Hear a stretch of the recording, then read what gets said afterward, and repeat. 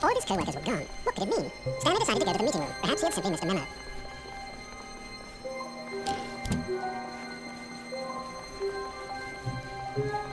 When Stanley came to a set of two open doors, this was not the correct way to the meeting room, and Stanley knew it perfectly well. Perhaps he wanted to stop by the employee lounge first, just to admire it. Ah, yes, truly a room worth admiring, but eager to get back to business, Stanley took the first open door on his left. Stanley was so bad at following directions, it's incredible he wasn't 5 years ago.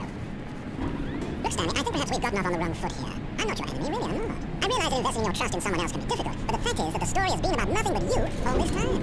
There's someone you've been neglecting, Stanley. Someone you've forgotten about.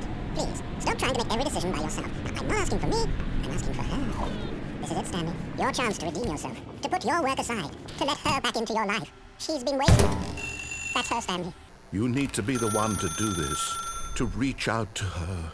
If you can truly place your faith in another, then pick up the phone.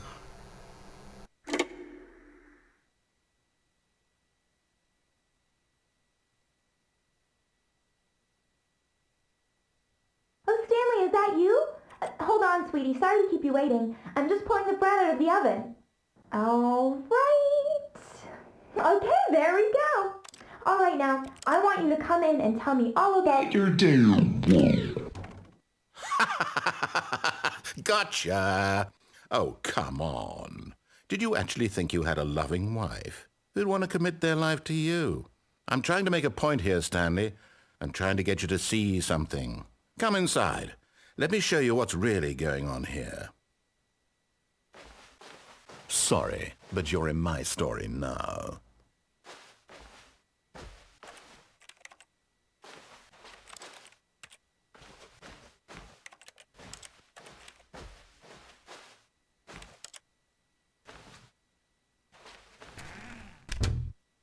This is a very sad story about the death of a man named Stanley.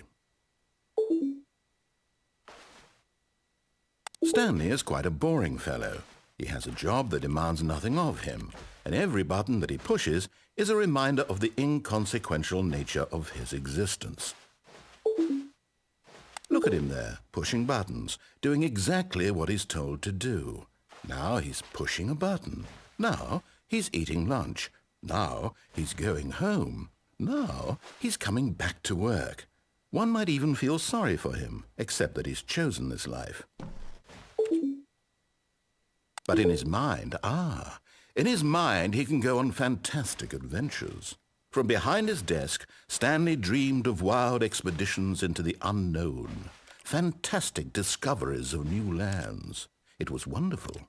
And each day that he returned to work was a reminder that none of it would ever happen to him. And so he began to fantasize about his own job.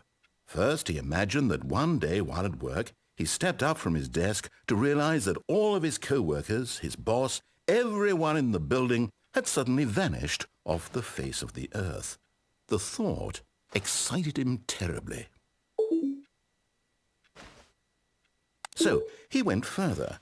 He imagined that he came to 2 open doors and that he could go through either. At last, choice. It barely even mattered what lay behind each door. The mere thought that his decisions would mean something was almost too wonderful to behold. As he wandered through this fantasy world, he began to fill it with many possible paths and destinations. Down one path lay an enormous round room with monitors and mind controls. And down another was a yellow line that weaved in many directions. And down another was a game with a baby. And he called it the Stanley Parable.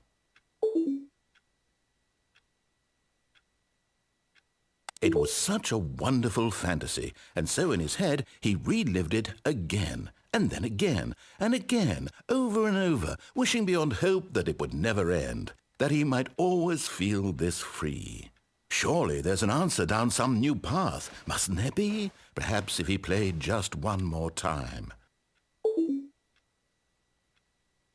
But there is no answer. How could there possibly be? In reality, all he's doing is pushing the same buttons he always has. Nothing has changed. The longer he spends here, the more invested he gets, the more he forgets which life is the real one. And I'm trying to tell him this. that in this world he can never be anything but an observer, that as long as he remains here, he's slowly killing himself. But he won't listen to me. He won't stop. Here, watch this. Stanley, the next time the screen asks you to push a button, do not do it. You see? Can he just not hear me? How can I tell him in a way that he'll understand that every second he remains here, he's electing to kill himself? How can I get him to see what I see? How can I make him look at himself? I suppose I can't, not in the way I want him to. But I don't make the rules. I simply play to my intended purpose, the same as Stanley. We're not so different, I suppose. I'll try once more to convey all this to him. I'm compelled to. I must. Perhaps, well, maybe this time he'll see. Maybe this time. And I tried again, and Stanley pushed a button. And I tried again, and Stanley pushed a button. And I tried